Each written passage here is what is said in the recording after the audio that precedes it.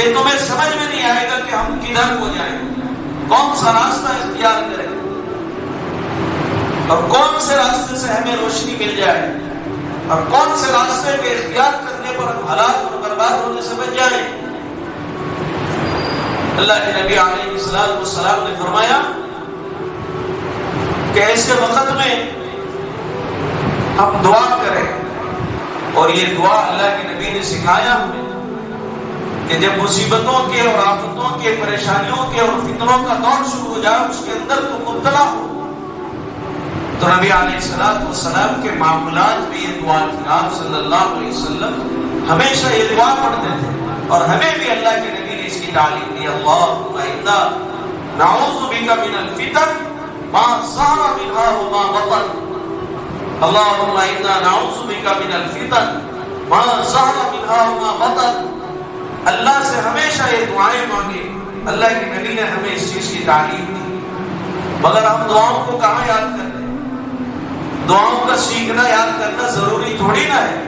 ہم تو جو چیز اپنی زندگی میں ضروریات ہیں انہیں بھی حضم کر جاتے ہیں، جن کو اللہ نے فرض کیا ہے اسے بھی دبا دیتے ہیں، جن احکامات پر اللہ نے پابندی لگائی ہے اور حکم نافذ کیا ہے کہ یہ ضروری ہے تمہارے لیے ان اعمال کو کرنا، ہم انہیں بھی ہضم کر جاتے ہیں۔ تو پھر ہم دعاؤں کو اور اللہ کے نبی پاک صلی اللہ علیہ وسلم کی سنت کو کہاں اختیار کریں؟ اللہ ہمیں اس پر عمل کی توفیق نصیب فرمائے۔ نبی علیہ السلام نے ایک موقع پر فرمایا کہ جب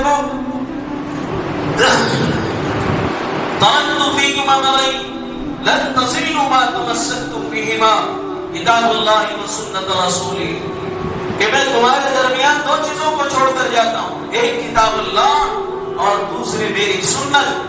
جب تک تم ان کو مضبوطی کے ساتھ تھامے رہو گے تب تک تم گمراہ نہیں ہوگے، برباد اور ہلاک نہیں ہوگے۔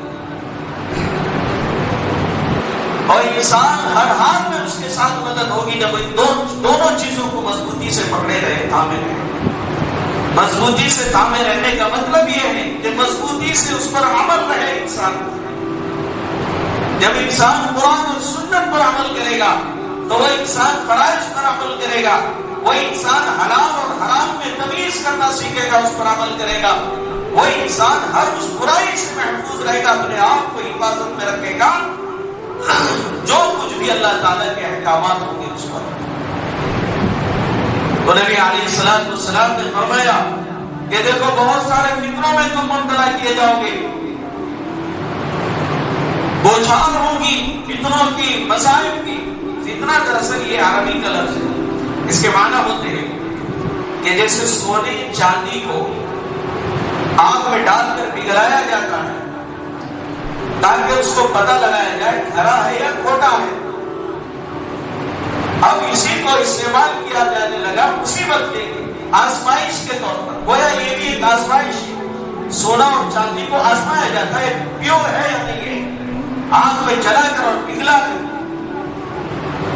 تو انسان کے لیے بھی یہ جو فتنے کا لفظ استعمال کیا گیا کہ انسان فتنوں میں مبتلا ہوگا، یعنی آزمائش میں مبتلا ہوگا، طرح طرح کی آزمائش اس کے ساتھ ہوگی، مصائب آئیں گی، آلام آئیں گی، تکالیف آئیں گی، غم آئیں گی، پریشانی آئیں گی، ان ساری چیزوں سے انسان گزرے گا اور اس پر حالات آئیں گے جیسے انسان پر کبھی کوئی پریشانی ڈال دی جاتی ہے، کوئی مصیبت ڈال دی جاتی ہے، کسی قسم کے شدید غم میں اس کو اللہ مبتلا کر دیتا ہے، تو یہ بھی ایک فتنہ ہے۔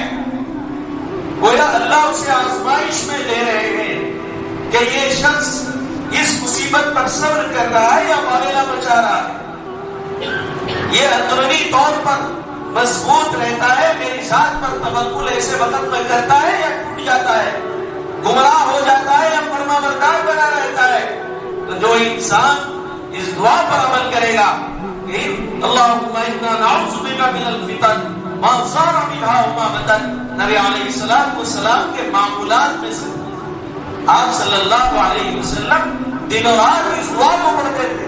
کون پڑھ رہا ہے؟ سید الکونین، سید الثقلین، امام المرسلین، شفیع المذنبین، سید الاولین والآخرین، جناب محمد عربی صلی اللہ تعالی علیہ وسلم کی ذات اقدس پر پڑی.